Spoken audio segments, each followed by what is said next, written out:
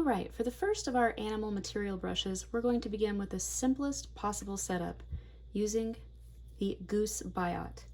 Now, a Goose Biot isn't usually green. This one is dyed light olive, and it came from a fly fishing shop. Fly fishing shops, like I mentioned earlier, have a lot of nifty materials that you can use for making brushes at much more affordable prices than some kind of, fancy brush making atelier or something like that. If you don't have access to a fly fishing shop, you don't have to use a Goose Biot. Any old feather will do, and you can always trim it to get a more specific angle if you like. So as you can see, this has a nice springy backbone, and it looks like one continuous feather at first, but as soon as you curl it, you see all of these individual sprigs coming off, and that would be a really nice painting tool all unto itself. But I'm going to make one that has a special handle. Now, I don't want to use the entire biot, you might, but I'm looking for something a little less spontaneous, a little less uncontrollable.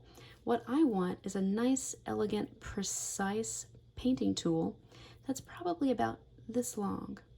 Something where I can trim the point and have a really elegant line. So, my first step is going to be to trim the biot and take the length that I want the actual brush to be, plus about 1/4 inch. So I'm going to trim about right here. There we go. And this small part is the part that I will use.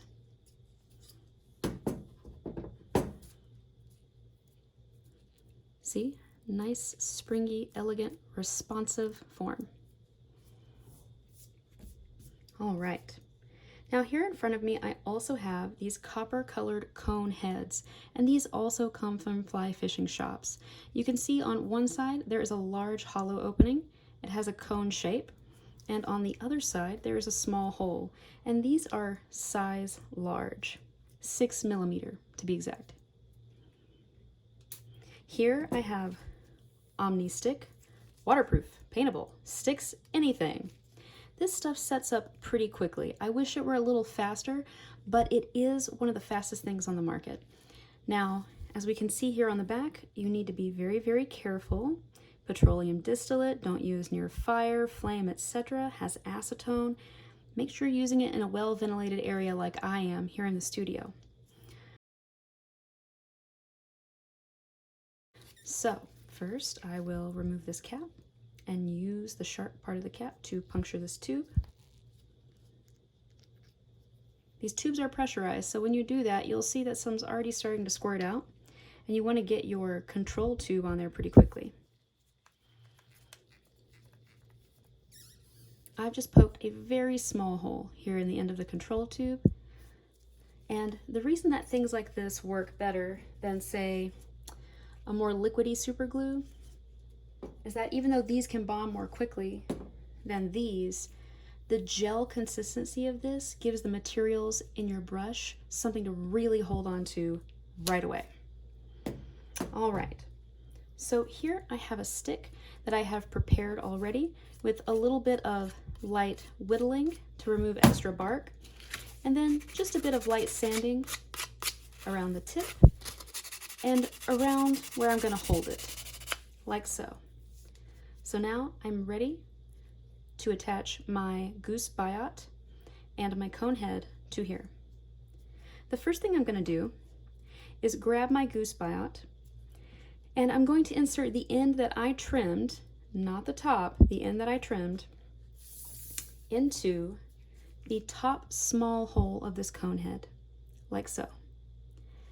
I'm going to do that and push it through gently until this is the exact length that I want my brush to be.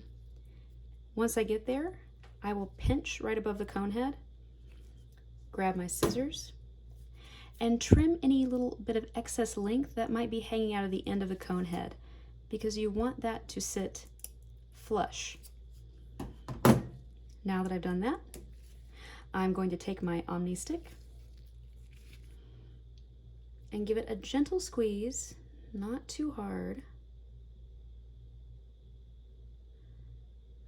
until the adhesive emerges from the end, and I am going to fill that cone head with adhesive. Now it dries clear, so don't worry if it fills to overflowing just a bit, because you need it to adhere to this stick as well.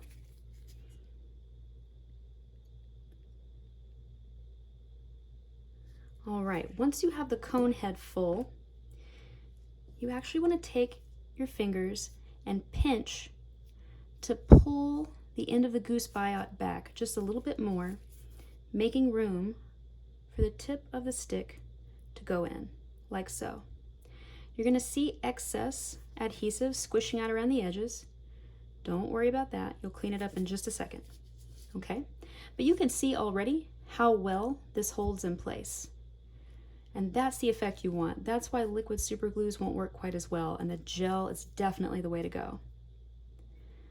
All right, so now that we've got that in place, what I want to do is just take a little scrap of cloth or even a little scrap of sandpaper, just anything that you have on hand, and scrape off that excess glue that's leaking out from around the edges of your cone head.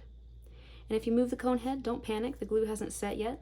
You can just tap it back into place so it's perpendicular again. All right, fabulous. Now you might be wondering what these clamps are for. I am going to sit this on a flat surface and put my newly made paintbrush sitting directly up, vertical, perpendicular to dry, so that it dries perfectly in place and nothing starts tilting from side to side because I've laid it down and it doesn't accidentally get glued to anything. So there you go. That's your first brush made. And while this glue is setting up, we'll go ahead and get started on our second animal material based brush.